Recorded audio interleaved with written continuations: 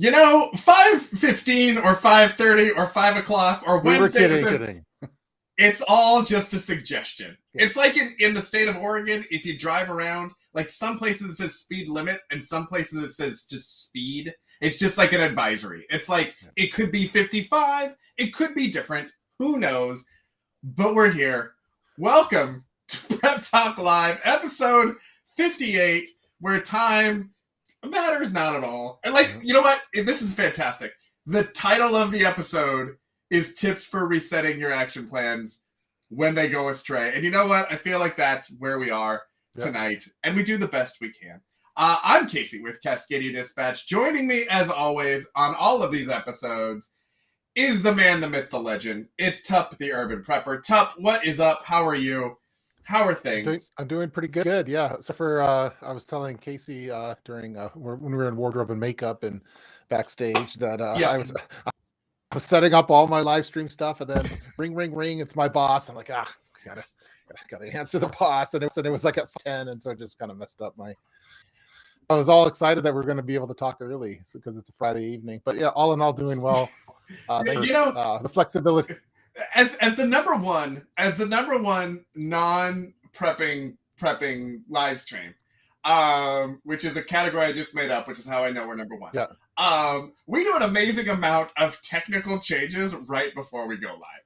It's like, some of these, you watch like some of these professional podcasters and they have things like scripts and producers and technical support or whatever. And we're like, you know what? Maybe we'll pick a different camera today. Maybe we'll adjust. Do you hear the docile, the silky tones of Tup's voice tonight? It's because he's using a fantastic microphone. Yeah. My ice cream cone here, it's really good. So do the telemarketer. Like I was gonna go like that, but it didn't need to for. But yeah, wait, I was trying to figure out. Pony Girl was putting all kinds of things in the chat, and I was getting very confused. But I think she's watching it on both of our streams simultaneously. I think she has both of our channels up because she's commenting in each of the it shows up as like the paired channel that the comments coming in from Tup's channel, or the gray channel is my channel, and then all of a sudden I'm seeing them in both, and what I realize is that I think she's in both, which is fantastic. So thank you, Pony Girl, not only for moderating and all this other stuff, but for giving us 2 viewer counts. That's fantastic. That's MVP level stuff right there. So we have ATF over here on it, and exactly. ATF on the Urban Prepper channel since the very 2011 for over a decade. ATF always talks smack on anyway. So he has a friend. So that's smack talking for over a decade now. So it's but it's always here's the deal. When our backdrops are as many Funkos and Legos and things as possible, like we can't not be nerds. Like you couldn't. That's just a fact. That's not an opinion. That's just a fact at this point, I think. My son's been having some problems at school because some of the kids have been calling him a nerd, and so it's bothering him. And but because he wants to do good at school and stuff. And I'm like, well, they called me a nerd too. They still call me a nerd. Bill nerds tend to end up be nice. Yeah, the nerds end up very well. There are lots of Bill Gates was a nerd. Yeah. And Steve Jobs was a nerd, and Elon Musk is a nerd, and they're all doing pretty okay. Well, Bill Gates has a quote saying, be nice to nerds. Chances are you'll end up working for one. So yeah, exactly. That's good. 100%. So I told him not to worry about it. Yeah. Yeah. And you know what? Yeah. That sort of stuff is just uncalled for. I was going to tell you a little funny thing. So, because I don't get to talk to anyone in this about these kind of nerd things, but nerd alert! Yeah, so my son this year there's some kids there that are kind of picking on him because they say he's a nerd even though he's not. But No. he to them he is because he gets better grades than them. So anyway, they keep stealing his calculator. He has this Texas Instruments calculator, and because he's math and stealing it, and it's like bothering him, and so they stole it again this past week, and so uh, he sound like urban preppers on the case. So I made a bait kind of like bait car, but it's a Oh, bait okay. calculator.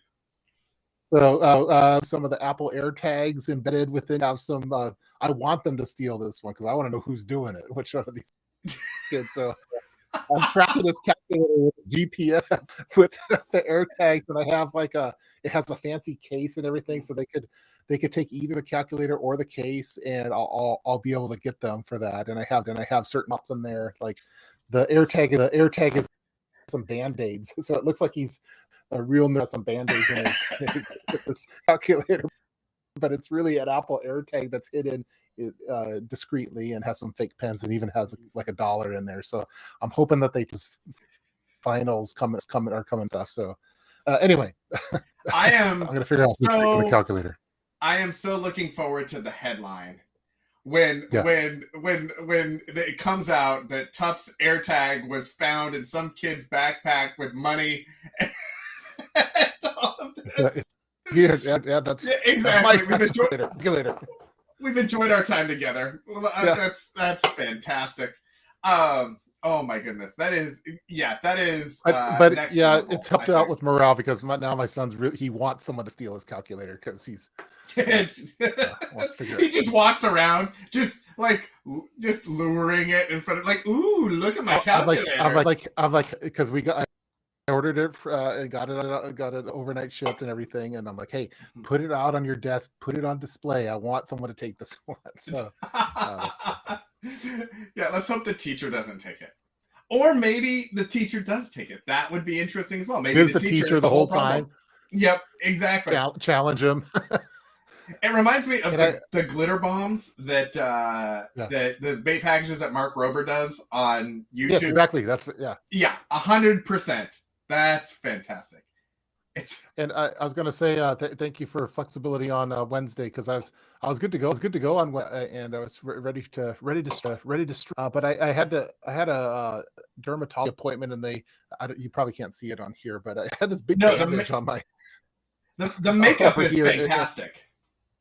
So the makeup is my good. Beard kind of covers some stuff.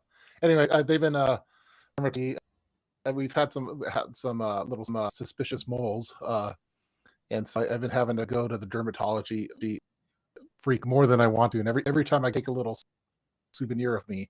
It's and Wednesday I had all these big bandages as when they remove they cauterize it so it smells like barbecue ribs and why do you smell like barbecue ribs? What are you eating? Yeah, I don't know. She was on my cheek and she's removing this mole and next thing I know I'm letting her do that and then I smell cooking. I smell it. So I'm like, hey, were you cooking something? And she said, yeah, I'm cooking you. And so she was cauterizing it. Anyway, I looked ugly on Wednesday, so I'm just watching for the little puke emojis to start showing up in the chat. That's what I'm waiting for. I'm just like, who was watching this? Yeah. You coming to hear about planning, whatever. We're fighting about cooking Tup's face. That's what we're. Yeah. Oh yes, here. Yeah, Pony Girl. So your face looks amazing. It looks as smooth as a baby's butt. Unfortunately, I'm kind of moley. I have a lot of moles, and some of them are ugly. And there's one with my glasses that I didn't know about. Oh, we had this exam, but if you have moles, go to your dermatologist and exactly get them all checked out, and maybe for example, go watch Austin Powers. That's funny. Yeah, it was really embarrassing because they for these mole exams they wanted me once, and I'm not that comfortable doing it because my dermatologist looking and getting the full peep show. But then did they want you to sign an autograph too? Well, Is it possible that they took some of these molds and I put wonder them if on she's- eBay to sell as grow your own tup in a jar? It's in an Altoids tin. They sell it. Like, Yeah. anyway, so I don't care if she wants to, because she's my dermo, and but then she has her assistant, and then she wanted to have a whole bunch of her interns there, and I'm like, I'm not getting naked in front of like four. I didn't feel comfortable. But anyway, it was really embarrassing. I had to do this full. They take photos, and so they got their cameras out, like they're taking selfies, and I'm having to do these poses like I'm some beach bod type person. I feel like you're taking this only preps idea that we were joking about a little bit over where we were thinking. I feel like we were joking about one thing, and I feel like you may have gotten confused along the way. Sorry. Yeah. Maybe this is TMI. I don't get to talk about my week to anyone. So Welcome to Prep Talk After Dark. That's what secret moles. Wow. Yeah.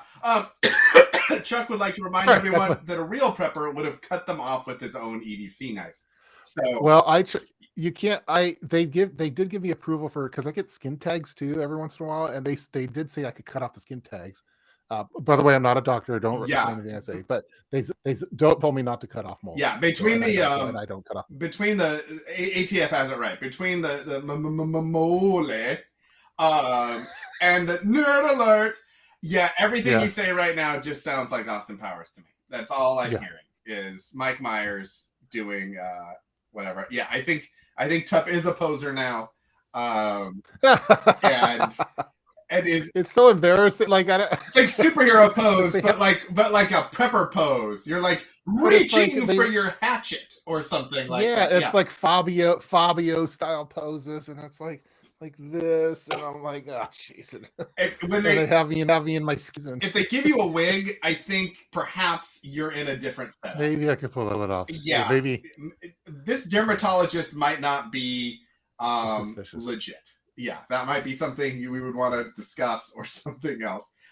Is anyone else hearing a stutter, by the way, on the audio? My little preview window is giving me all kinds of like video stutter and audio stutter, but I can't tell if it's just the computer that I have hooked up to the monitor or if it's actually the stream that's going out. So if anybody it sounds good to me. All right, well that's all that I care about. I care that it sounds good. How's my camera? How's my look? Because I'm using just my laptop camera. Yeah, you look way better than I do. I was trying to like play with my lights beforehand to get some of the glare and the shine off of my top there. Okay. And it did it okay. I got rid of the shine, but I don't have the right lighting or whatever. So I'm gonna switch. I think before next week, I'm gonna switch cameras. I'm gonna switch up some lights, and we're gonna try to make this look a little bit more professional. Okay. I think we're worth it. We try. So what are some tips for resetting your actions when they fail? Yeah, well, I think exactly. It's as if we had a topic. We tried real hard. So I was thinking about this because it's always good, I think, if we have some sort of a topic, at least an attempt at a topic. Also, people seem to enjoy the new thumbnail kind of setup that we've got going on. So I was like, all right, let's keep going with that. And audio is no bueno and choppy. I mean, are you talking about his audio or him himself? Like, I feel like that almost is just, it's just part of Tup. Whenever I call Tup, like even on the phone, it's a little bit, choppy. Yeah, I'm sorry about that. That's all right. You know what, Tup? You're fired. You're fired. I've enjoyed it for 58 weeks. We've done a good job. We couldn't get to 58. Yep.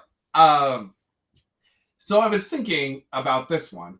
Was, you had your whole evacuation thing a couple weeks ago, and you were talking about how, like, okay, in the moment you have the plans, and then in the like when it happens, you just run out, and luckily your son grabbed his EDC, but like nobody had their bags and everything else. We went away for a weekend a couple weekends ago, and when I got there, I realized I had not brought any of our usual like emergency kit things. I just we were in a rush to get out of the house, and I just didn't even think to grab the bags that I normally did. Oh, all right, Pony Girl, like, come on, really? Like, I mean, that's cool. that we have the best fans, ladies and gentlemen, the best fans, just all the love. Here's the best part too. She put it on your chat, so anyone who was watching it on my stream would have no idea and think everything's fine and that Pony Girl loves us, but she's smack talking me on your channel. That's what's happening there.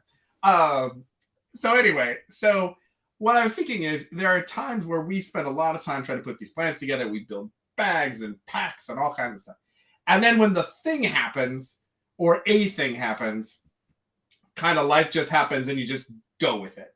And I think there is a potential there for a lot of, especially new preppers or people who are just getting used to it or are super excited because they just made their first kit or whatever, that when they forget, that basically it could discourage them and they decide like, oh, well, this isn't going to work. This is garbage. I waste of my time and all that sort of stuff.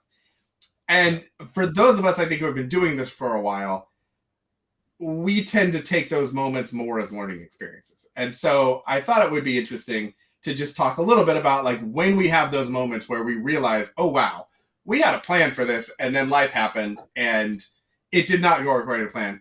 What are those things that like you and I go through and think about after the fact to try to improve upon the process? Yeah.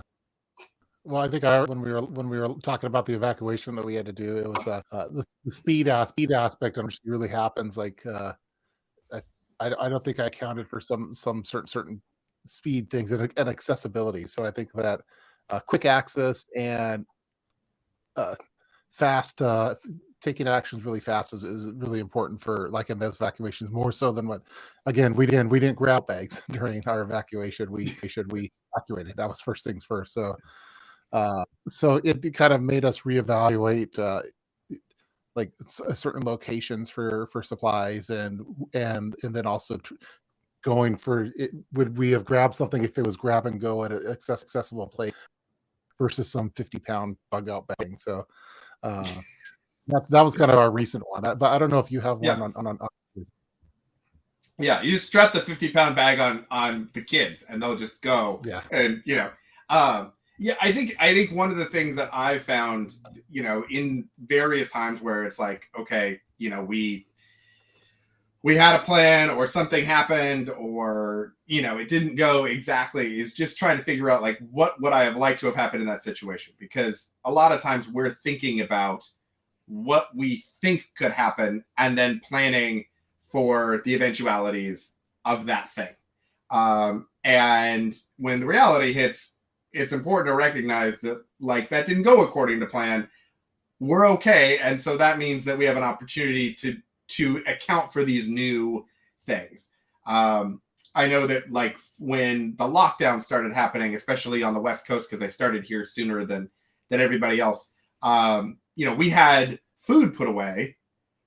But when we knew that we were going to be locked in, it was kind of like, oh, shoot. Well, like, are we actually going to eat this for that many days? Yeah. And so it gave us a more crystallized view or focused view of like, okay, what do we want to fix? And then when we realized that, okay, we may have done it differently or we would have liked to have had some additional things, then we've now included that in our process, in our cycle of purchasing food and using it and all that sort of stuff. So I think it's a big to just always be iterating on your plan and to have a plan to iterate off of. Like with COVID type stuff and with but we did stock up on certain freezer items on stuff that we don't normally eat, and we never had to really dip into those during COVID. So eventually we just had awesome or donated what we could. I don't know if you're here. If you're hearing me, I got a little message that there's connection issues on there. Every once in a while, it's like I hear double. It's like it repeat. It's like a stutter. Oh, okay. But yeah. Okay. I'll keep talking. But yeah, I think for food and for rotation and spending your wisely on stuff that use. Like, I think if we could do it over again, we probably selected different items that we actually do uh, eat regularly during that time. But again, it's kind of unknown territory when we're in the moment for sure. So Yeah, exactly. I think the unknown. I think it's kind of the other thing that I think is important to remember for those of us who, once you kind of start going down the road of the preparedness journey, sort of a thing. We're planning. I think you and I are both planning for earthquakes because that's the big thing in our area. But if you're planning for an earthquake, you're 80% of the way there to planning for a lot of other things. A snowstorm, a power outage, civil unrest. There's lots of different things that also come up. And if you've planned for one thing, you likely can reuse that plan. And so where we found is kind of as you come across different different issues, is just tweaking that plan and figuring out, okay, what's the 10% that we need, to get a little bit closer because a snowstorm, means that we might need extra heat or something like that. When we were going away and I didn't have our big emergency, bag that I normally take when we go on a trip. But what I realized is I do have supplies that I have duplicated in all the cars, in all the packs, in all of the places around the house. So even if we didn't have that huge bag, we still had some stuff. We also happened to be going away for the weekend, so we had things like extra clothes and snacks and that sort of thing. So I think that's another area that I like to think about too, is multiplying, which depending on your budget, depending on how you cycle through gear and things, maybe easier or a little more difficult and require more thought. But I try to duplicate certain elements of gear and preps in multiple areas. So I don't have to think about it as much. It's just always kind of around, if that makes sense.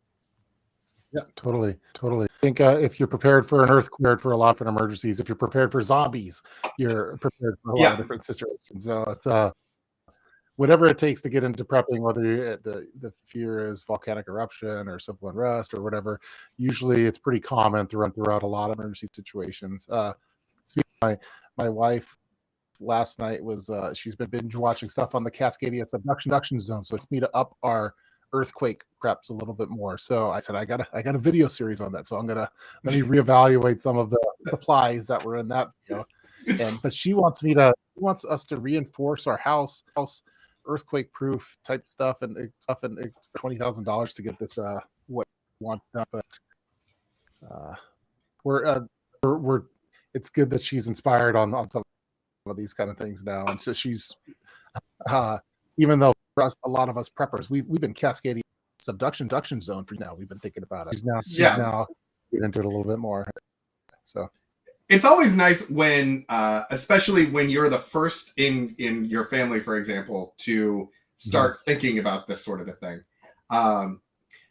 Then when other people kind of get that bug in their ear as well, and go from, I would say, humoring you to fully partnering and everything. I think that was one of those interesting things in our family where, like, my brother originally brought it up and I kind of was humoring him about, like, oh yeah, earthquake, whatever. And then I got it and went way beyond, like, into so far beyond that I have a YouTube channel and a stream with a guy that has millions of subscribers to, talk about it every week.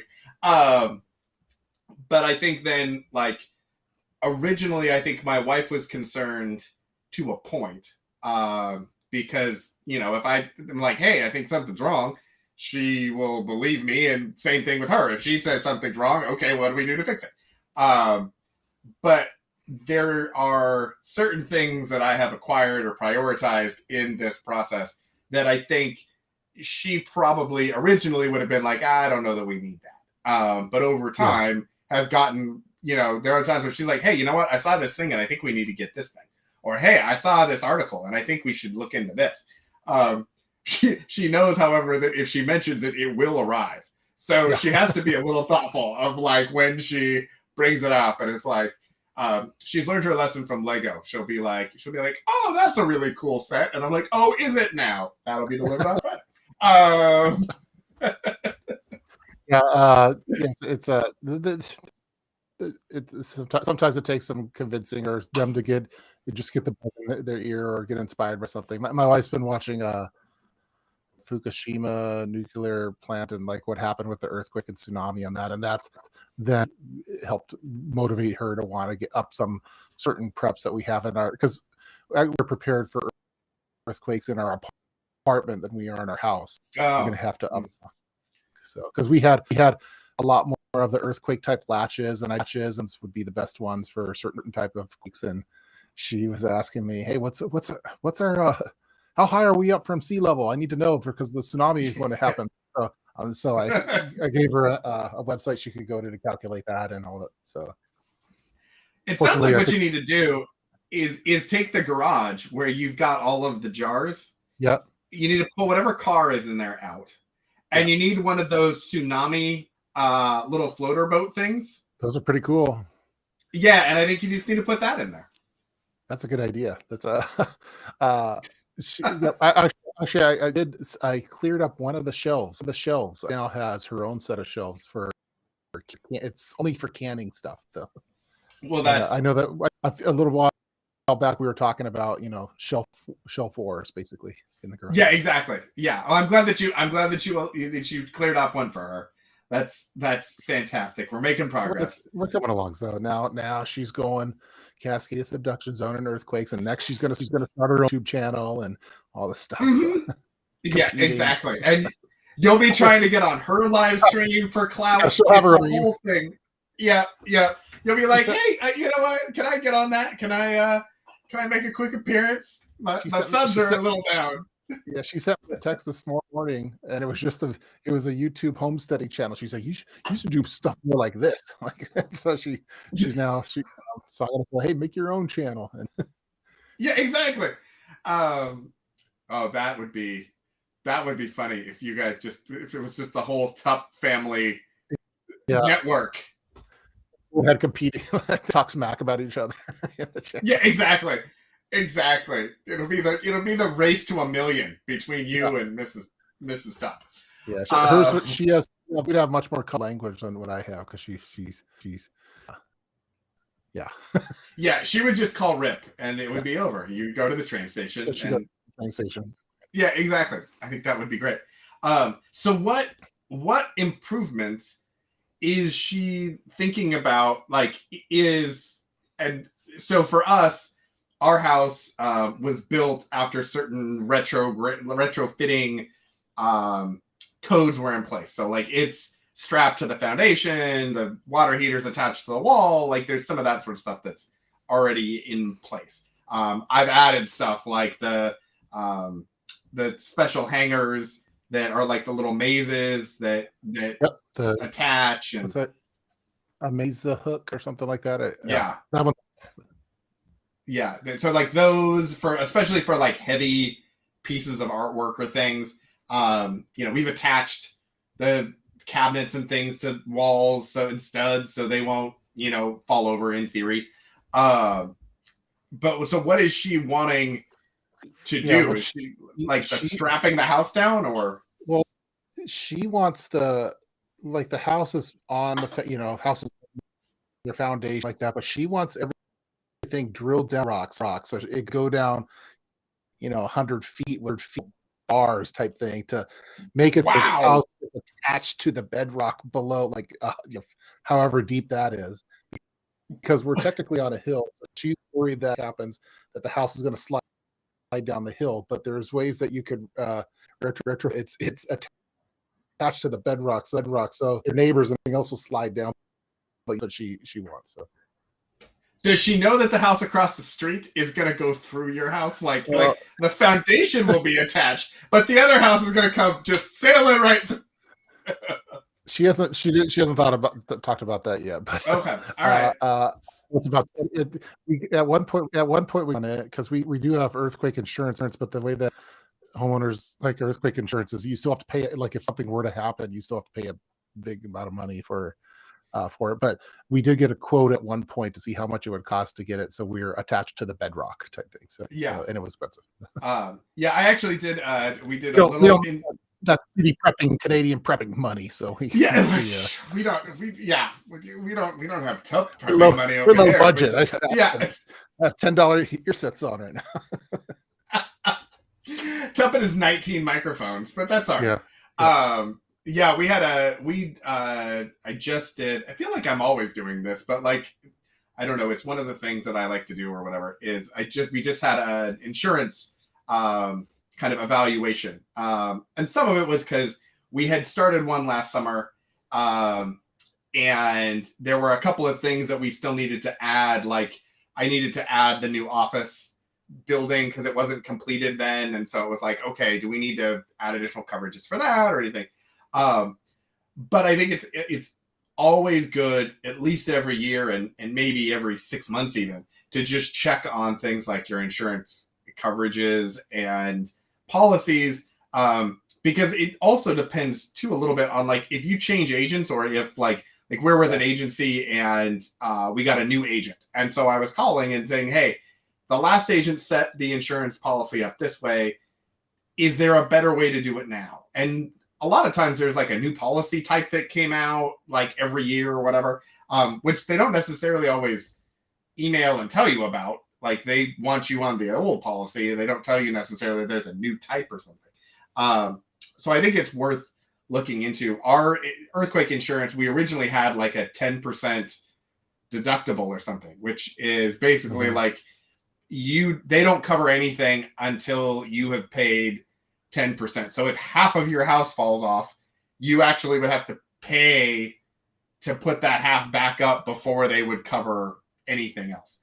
But we were able to shop it around and find policies that actually had comparable premiums to what we were doing with 2.5% deductibles, which is still, I mean, it's still going to be a chunk of money if we had to do it, but like it means that, okay, if there was really any damage, we would at least get some coverage from the insurance company, and it would cover things like loss of use. So even if we had to pay out of pocket for the construction, we would still get some like living expenses and food coverage and that sort of thing while the repairs were going on. Yeah, see some fact checks on Dean Case. Attaching your house to bedrock will take a Bill Gates. The quote that we got for it was it.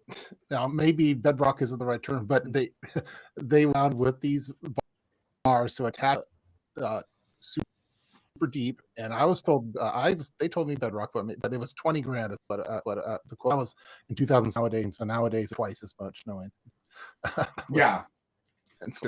I don't think it was a bit though. Yeah.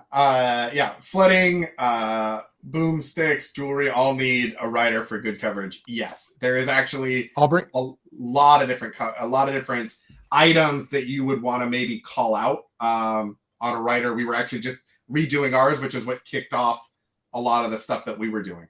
And so making sure that like one of the things that was on was like, we have a lot of emergency preparedness gear right now that, you know, if something were to happen, you know, there is usually like an amount that they give you for personal items. And that amount would definitely cover the emergency stuff, but like we have other stuff, like it's got to cover beds and furniture and stuff like that. So it was, okay, what amount do we put on that and put that off to the side? So if anything were to happen, we don't need to, you know, we can get extra coverage for those sorts of things. The Legos were a thing, because I have quite a few Legos. I don't know if you're aware of this. And so we wanted to make sure that like those and some collectibles and jewelry and stuff all were taken care of. Cool. Yeah, we did some similar stuff, but yeah, it's insurance is, and they don't necessarily. The important thing too, I think, is interesting is for as non-extravagant as we are, if you ask the insurance people, okay, in reality, if something were to happen in my house, what would this look like? that's where you start to get into things like, okay, you probably want a writer for this, or you want a writer for that, to make sure that you've got the right pools of coverage in the right areas. But it's been a while since we've talked to our insurance person, so it's before COVID. So maybe we're due then. Maybe this is a good reminder for me to go talk to the guy that we and see what's the latest. Yeah, it's not a fun or sexy conversation to have, to be like, how is my such and such coverage, whatever. But yeah, we found out that there was it's super sexy. Yeah, exactly, sexy preppers. There was a whole new type of house policy that they had, and they were like, oh yeah, and it covers all this other stuff, and we were like, why did you not tell us? And oh, it's cheaper, and we're like, what is going on? So that's what all the cable companies and stuff play this. Oh, by the way, this triple plan package, it's cheaper than what you've been paying for the past few years. How'd you find out about it? So. Yeah, Chuck. Yeah, insurance I think is an important thing. I think I don't think a lot of people when we're talking about prepping, they think about gear, and they think about like the emergency plan of like get to safety. Well, and I think like grid down, end of the world as we know it type stuff. Yeah, but there is like a whole like paperwork prepping side of things, which like I don't know, maybe I should do like a series on that or something, where it's like your insurance and like your financial plans and like your legal like estate plans and things like that. Like, what are those things that just are preparing for life for any little random thing that happens beyond just the apocalypse or zombies or something like that. I totally agree. Yeah, I think a lot of preppers, it's common for us to kind of fantasize in a way about some of these end of the world type things, when really insurance is probably makes more sense in most type of scenarios. So. Yeah, Kat, I would, if you are in a renting situation and you do not have renter's insurance, you 100% need to look into that. That was another part of what we were doing with the other thing. And if in a certain situation, if you are a renter and you do not have renter's insurance, there is no, like, your landlord is not covering any of your stuff. So that would be all on you to. Yeah, when we had an apartment, we had renter's insurance because there's a lot of stuff in your place after a while, and you want to protect it. And it wasn't actually that. I don't remember it being that much. I saw a talk. Sorry, with regard to adult food one. So yes, off topic. So Cameron, if off topic, if you want to, what my wife and I, when we go out to date nights, like for a birthday or anniversary or something like that, we go to this Italian restaurant called Il Terrazzo Carmine. It's over by it's by the stadium over in the Pioneer area, and highly recommend it. It's very nice Italian food, but it's not like I could wear my t-shirt and I would fit in just fine over there. It's kind of family friendly. You can bring the kids, and it's awesome, and they treat you really well, and the service is awesome, and everything they eat. They even have, I call it my death row meal. So if I was ever on death in prison and they asked me for my meal, I would get the stuffed pork chop from Il Terrazzo Carmine, and that would be my death row. It's awesome. So. Okay, I'm also taking notes because we're going to Seattle here in like a month or two. Yes. Which we still have to talk. We need to talk. We need to have some conversations about that. Yes. But yeah, that we were looking for restaurants because we're going to take the kids and do a whole weekend of it, and so that's the date place, and it's kid friendly. You should definitely go there. And then as far as other type of restaurants in Seattle, there's a really good. There's a pizza place. We're kind of in Bellevue, Redmond, Bothell area. It's called Can Am Pizza, Indian pizza, which is made with like Indian naan bread for the pizza crust, and then they use like butter chicken or paneer. It's run by an Indian family. It's so good that you have to get it if you're in. I don't know if it's anywhere else, but so good. It's worthwhile to get. So. All right, that is. Do they deliver? They do. I ordered it. I had a team meeting on Wednesday, and I ordered it for lunch, and I was Mr. Popular because I loves it. So. I love this because for the most part, my experience with like Seattle restaurants has been either when I'm going up for a meeting, there are a couple of little like quick serve places around the office that I go to, or like we go for like a super fancy dinner or something. Like if we're going up for like a more romantical weekend sort of a thing. Yeah. But we haven't done the kind of like, okay, we're hanging out for the weekend. Where do we go? What do we do? Sort of thing. Look at you. Let's have your people talk.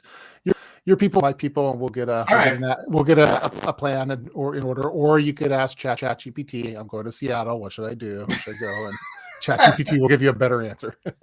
I have a ChatGPT where I say, okay, ChatGPT, you are Cliff the Urban Prepper. Now tell me where. I'd be on that. ChatGPT puts on a little Kangol hat and it starts to give me responses. It's fantastic. It'll export it as a PDF. All right. Well, I think we're like 45 minutes or so. I think we're doing good. It's Friday night. Maybe we should go hang out with the face and stuff. Exactly. Yes, I think we'll do that. I like the comment, romantical Casey. Yes, every once in a while I romantical, shower and put on my formal prepper sweatshirt and we do a little date night. Well, thanks for joining us, everyone. We will see you next week at some point. Keep an eye out. Either Friday or Wednesday. Yeah, exactly. Yeah. Friday or Wednesday, maybe Thursday, maybe Tuesday. You never know. Yeah, just keep an eye. Like a pop-up tent. It's like it's a pop-up tent. Yeah, exactly. So sometime next week we'll be back. Maybe with different lighting, maybe with different cameras, maybe with different microphones, maybe with different hosts altogether. I don't know. Also, Casual Preppers Podcast is doing this like 5-question thing on their podcast. Nice. So I was thinking either A, I think we should steal that idea, and I think we should maybe bring on some friends. But also, I think we need to talk to them about some sort of a collaboration. I think it's time. I haven't talked with them for a while, but it'd be fun. They're always hilarious and fun to talk to for sure. So. They're always very supportive. I see other people talking about their death row meals. So Dink81, yours is shrimp fixed in any way but raw. Okay. I guess I'm confused. Fixed in any way but raw. Does that just mean with any sort of a sauce on it? Like ceviche or teriyaki? That could be like shrimp and scallops or shrimp cocktail. I don't know. Yeah. Well, I mean, next week about what I want to know what Casey's throw meal is. And all right, Pony girls. I want to know everyone's. All right, we'll work on that for next week. Thanks again, everyone. We will see you next week. Hopefully, it's not like survival bars or something. Mountain House. Yeah, exactly. Chili Mac, because I'm a chili pepper. Those brick bar things. Yes. Delicious. Yeah. All right, everyone. We'll see you next week. Thanks. Bye.